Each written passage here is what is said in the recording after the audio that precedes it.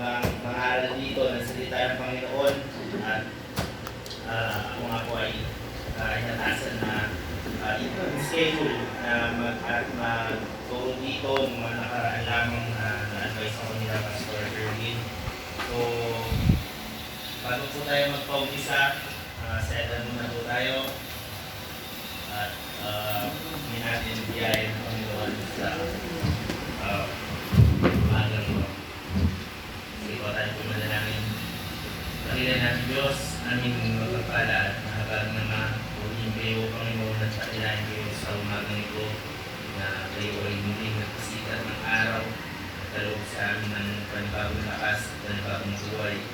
Nawa ang magiging namin sa araw na ito ay talagang iwanatiin kayo at pakilain kayo at yan kayo ng pasalamat at pagpupuli sapagkat tunay Panginoon ng araw na ito ay inyong tinakda sa inyong mga nilita na kayo talaga ay iwanatiin at pakilain. Nawa na ito ay maging tiwanan sa mga maghapon sa maraming Panginoon sa pagtitipong ito. Tunay ang inyong salita na dalawa o tatlo na nagkakatipon ay talaga naroon ng inyong pangalan. Nawa o Diyos, samahan niyo nawa kami at tulungan nawa kami na padalas Espiritu sa pagkaunawa ng inyong salita.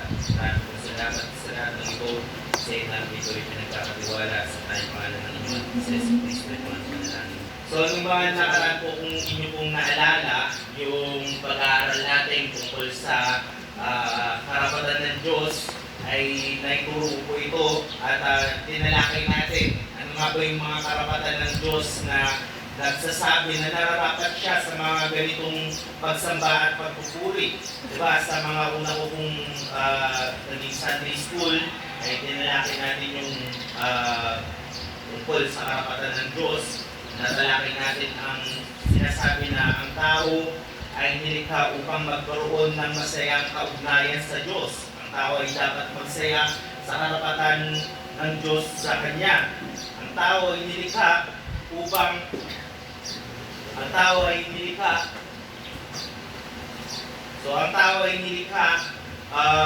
upang maging katulad ng Kanyang Diyos sa pag-uugali at sa katangian. At ang karapatan din ng Diyos na ito ay yun ang Kanyang pamantayan upang makapagbigay luwalhati sa Kanya, maging katulad ng Kanyang likas. At ito yung makikita natin dito, yung mga bahaging yan, yung ang Diyos ay manlilikha, the Creator. So, at ang isa pa, ang tao ay kasama sa nilikha.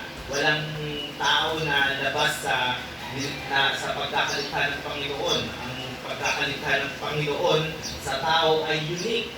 Ito'y tulad ng Kanyang wangis, hindi ito tulad ng hayop, may dignidad, may credibility ang tao, may uniqueness ang tao. Ang sinasabi dito, yung uniqueness niya is kaya niyang makipag-relationship, having a relationship to his Creator. So, anong maaari natin makita yung mga bagay na ito na ang Diyos pala ay manlilikha at hindi lamang iyon na may pamantayan din ng Panginoon na ibinigay upang tayo ay makapagbigay luwalhati sa Kanya. Hindi sapat yung malaman natin na siya ay manlilikha lamang, kundi paano din natin may exercise na maging katulad ng Kanyang wangis. So dito natin titignan yung bahagi ng kautusan ng Panginoon. So ang kautusan ng Diyos. Binibigyan linaw ng aralin na ito na ang kaugnayan ng tao ayon sa kautusan ng Diyos. Ano nga ba yung kaugnayan ng tao sa kautusan ng Diyos? Maaaring maging tanong natin sa ating sarili, ano ba ang katayuan ng tao sa harapan ng kautusan ng Diyos? Sa batas pang tao, di ba? Or batas pang lipunan, kung may nais silang dagdag na umiiral na batas or may nais silang baguhin, ay ginagawa nila ito sa paraan ng amendment. Diba? Pagka may gustong dagdag sa umiiral na batas, ay nagkaroon sila ng amendment. Ngunit sa batas o kautusan ng Diyos ay hindi maaaring amendahan ito. Dahil ang batas ng Diyos ay nagpapakilala mismo sa kanyang katangian. Malinaw na binanggit ni Apostol Pablo ito sa Romans chapter 7 verses 12 na sinasabi, kaya nga ang kautusan ay banal at ang utos ay banal at matuwid at mabuti. So sinasabi pala na yung kautusan ng Diyos ay nagpapakilala sa pinakakatangian ng Diyos. Ano ba yung pinilala dito? Banal.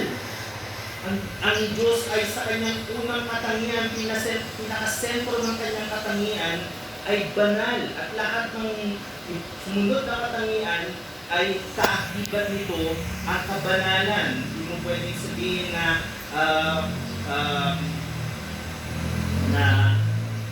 ibibigay mo yung isang katangian sa isa pang katangian na love. Parang hindi tugma yun.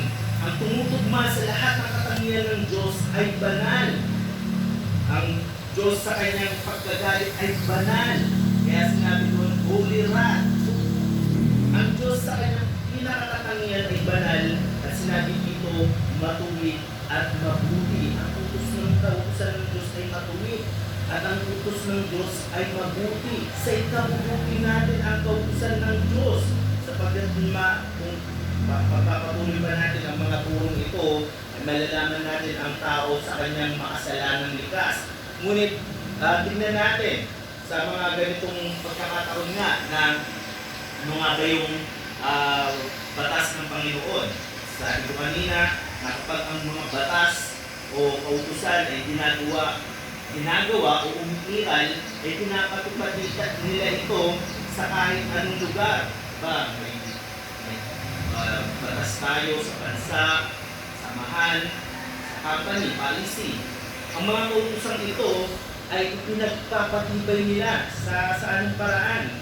Diba, may lumalabag sa mga umiiral na batas ay may sanction. May kaakibat ito na sanction, parusa o penalty. Pinapatupad ang mga ganung kaukulan na parusa bakit pinapatupad ang ganung kaukulan parusa? Upang magkaroon ng kaayusan sa buhay ng mga nasa sa komunidad o nasa samahan o lipunan. At upang maipakita ang kaseryosohan ng batas, hindi ito isang umiral lang at tingnan mo at wala kang gagawin. Ginagawad ang kaparusahan. Pag umiiral ang batas, tandaan natin na kung ang batas na walang kaakibat na parusa ay ito'y halos katulad na rin ng walang batas na umiiral.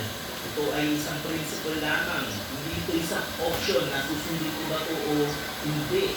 Dapat itong susundin mo. Ito yung batas din ng Panginoon.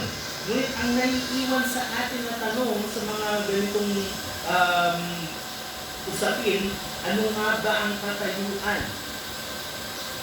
Ano nga ba ang katayuan ng tao sa harap ng kautusan ng Diyos? So, sinabi sa Confession sa 1689 na sinabi dito, ang parehong kautusan na unang isinulat sa puso ng mga tao ay nananatiling ganap na tuntunin ng katwiran kahit matapos ang pagkahulog ng tao. Sino yung unang tao na binigyan ng kautusan? Si Adam and Eve. Sa kasalanan, nahulog sila sa pagkakasala dahil lumabag sila sa kautusan ng Diyos.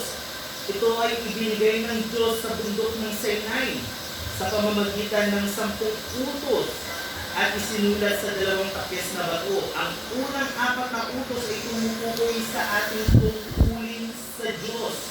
At ang natitirang 6 na naman ay tungkol sa ating tungkulin sa kapwa-tao. So, sinabi pa sa paragraph 5, ang kautosang moral, yung 10 utos, ay magpakailanman na nagbubuklod sa lahat ng tao, maging sa mga pinawalang sala na o sa iba pa upang sundin ito. Hindi lamang dahil sa nilalaman ng kautusan mismo, kundi dahil din sa kapamalaan ng Diyos na manlilikha na siyang nagbigay nito. So sinabi natin yung nakaraan na ito palang karapatan ng Diyos, manlilikha siya. So hindi lamang natin siya maaaring kilalanin bilang manlilikha, kundi siya rin mismo ang namamahala. Nagbigay siya ng batas na dapat umiral. At sinabi dito na at si Kristo sa Ebanghelyo ay hindi kailanman nagpawalang bisa sa kautusan ito, kundi lalo pa niya itong pinagtibay at pinalakas. Hindi ba maalala natin yung sinabi dito na ang mga Israelita nung lumabas sila sa lupain ng Ehipto sa pamamagitan ni Moses ay binigyan ng 10 utos. At ipinapaalala ni Moses ang kabutihan ng Diyos sa gitna ng Israel. Yung kanilang pagkakaiba sa mga bansang nakapalibot sa kanila na mayroon silang batas na ang Diyos ang siyang nagbigay. Yung sa Deuteronomy chapter 4 verse 7, sinabi dito na sapagkat alin dakilang bansa mayroong Diyos na napakalapit sa kanila, na gaya ng Panginoon nating Diyos tuwing tumatawag tayo sa Kanya. Verse 8, at alin dakilang bansa ang may mga tuntunin at mga batas na napakatuwid na gaya ng buong kautusang ito na aking inilagay sa harapan ninyo sa araw na ito. Sa tagpong ito, sa Deuteronomy chapter 4, ay ipinapaalala ni Moses yung tuntunin, yung kautusan ng Diyos sa verses 13 ng chapter 4, Deuteronomy chapter 4 verse 13, ay sinabi niya, at kanyang ipinapahayag sa inyo ang kanyang tipan na kanyang iniutos sa inyo na naganapin sa makatuwid ay ang 10 utos, at kanyang isinulat ang mga ito sa 2 takyas na bato. Verse 14, inutos sa aking Panginoon ng panahon iyon na turuan ko kayo ng mga tuntunin at mga batas upang inyong gawin sa lupain inyong paroroonan upang angkinin. So, itong mga kautusan ng Panginoon na ito ay na dapat ito'y umiral sa mga taong pinili ng Diyos. Itong mga taga-Israelita, bakit daw? Upang maipakita nila na sila'y iba sa mga bayan na nakapalibot sa kanila. Sila ay may Diyos. At dahil sila ay may Diyos, may 10 utos na kanilang sinusunod na bigay sa kanila ng Diyos. Yung utos na iyon ay susundin nila, sisikaping ituturo kung sila'y uupo, hihiga, kung saan man sila ay dapat nila itong sundin.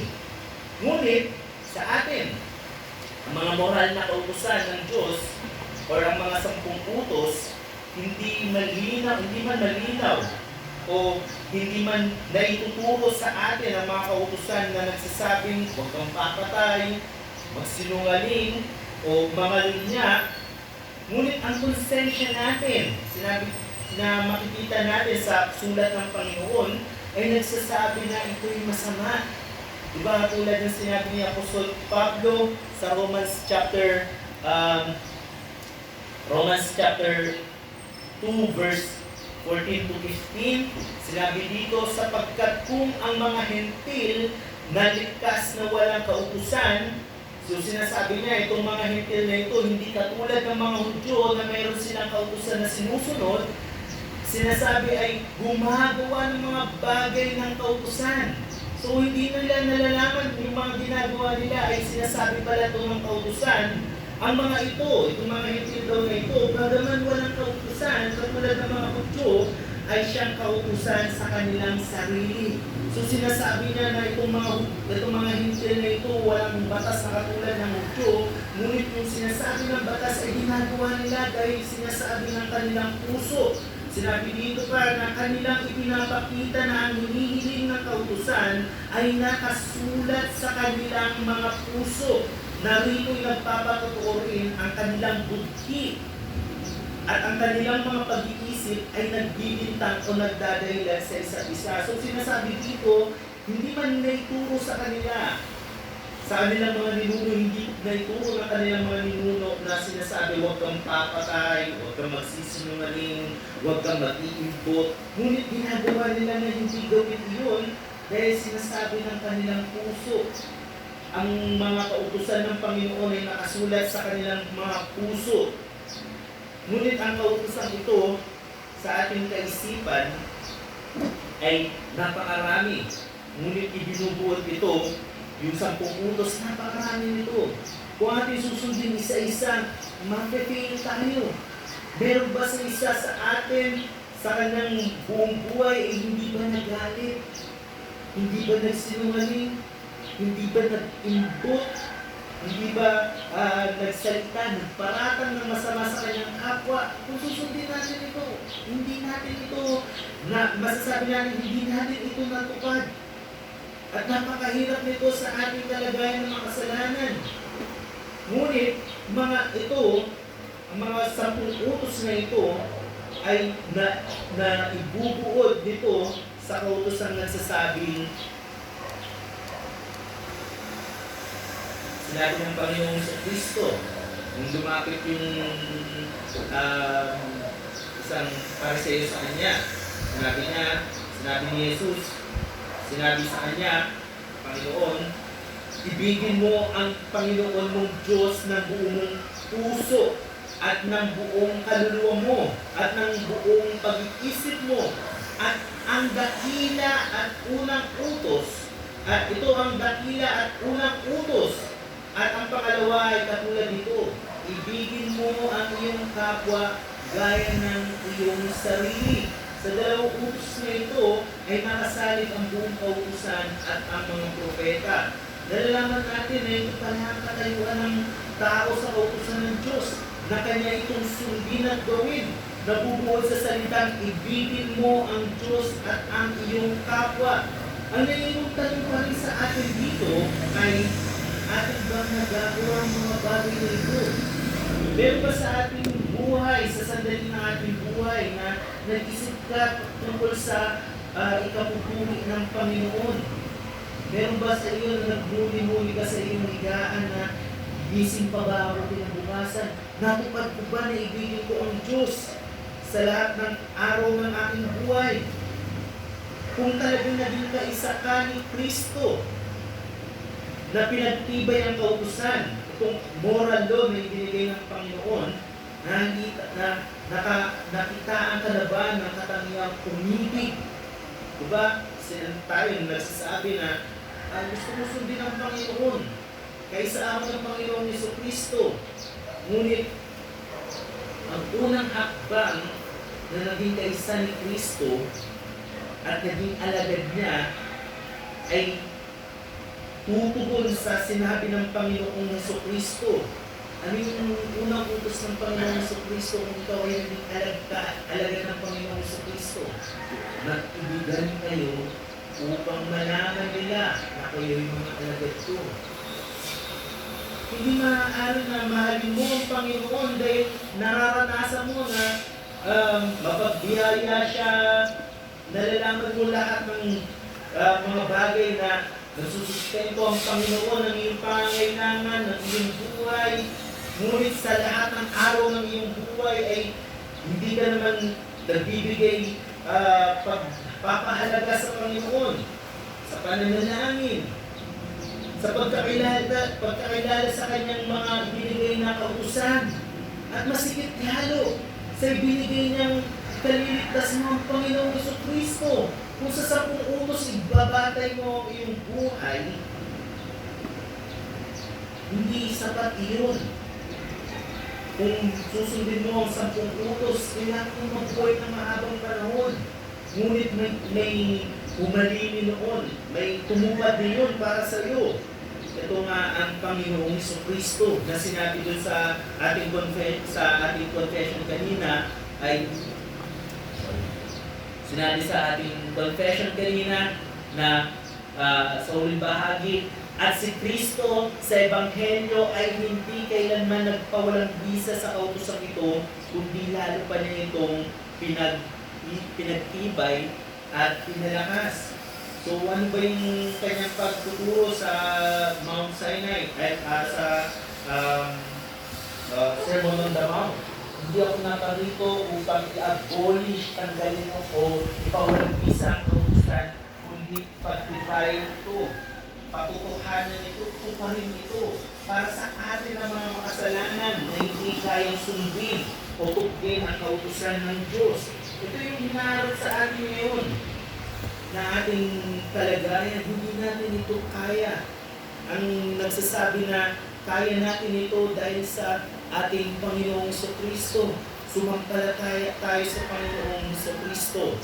So, with that, any question po or gustong linawin sa bahaging ito?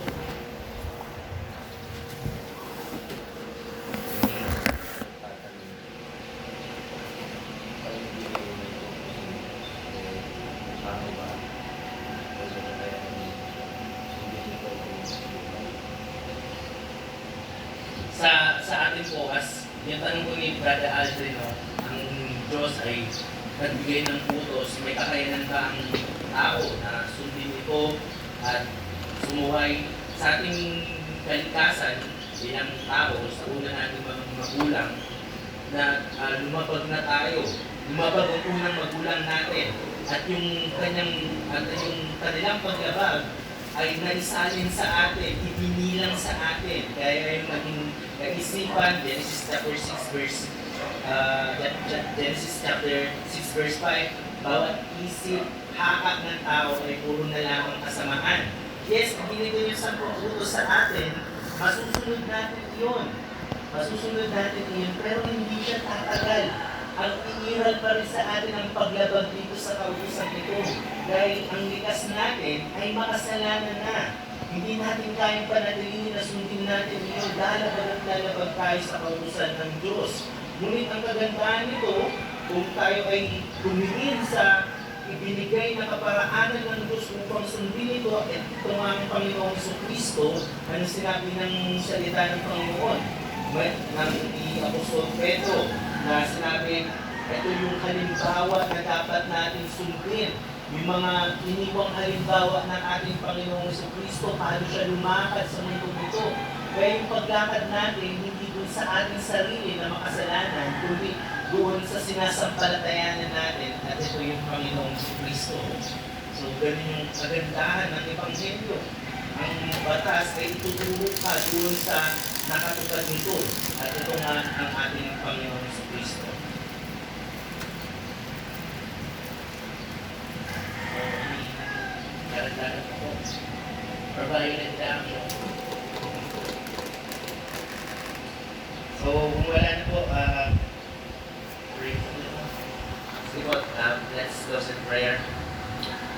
Nakila namin Diyos aming mapagpala at mahabag na matunay na napakaganda o Diyos kung aming titignan na kayo ay nagtalaga ng standard of our living creational mandate na 6 na araw kami gagawa ng lahat ng nabubuhay sa aming sarili sapagkat ito ang itinakda ko na nilikha mo ang lahat sa 6 na araw at ito ay nagpahinga sa 7 araw. Ito, Panginoon, ay talagang standard in our daily living, and one day you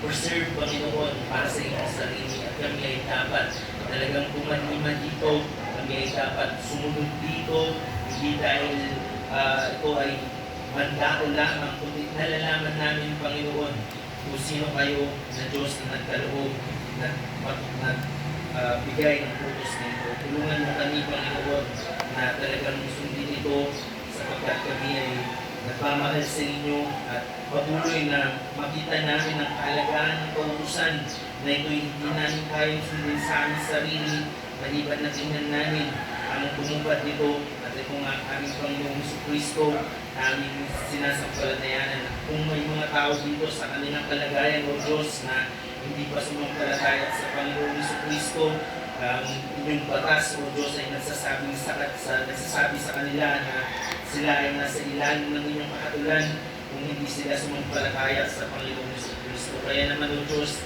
maging totoo ito sa amin na tingnan namin, lagap namin ang aming pagsampalataya sa aming Panginoong Kristo.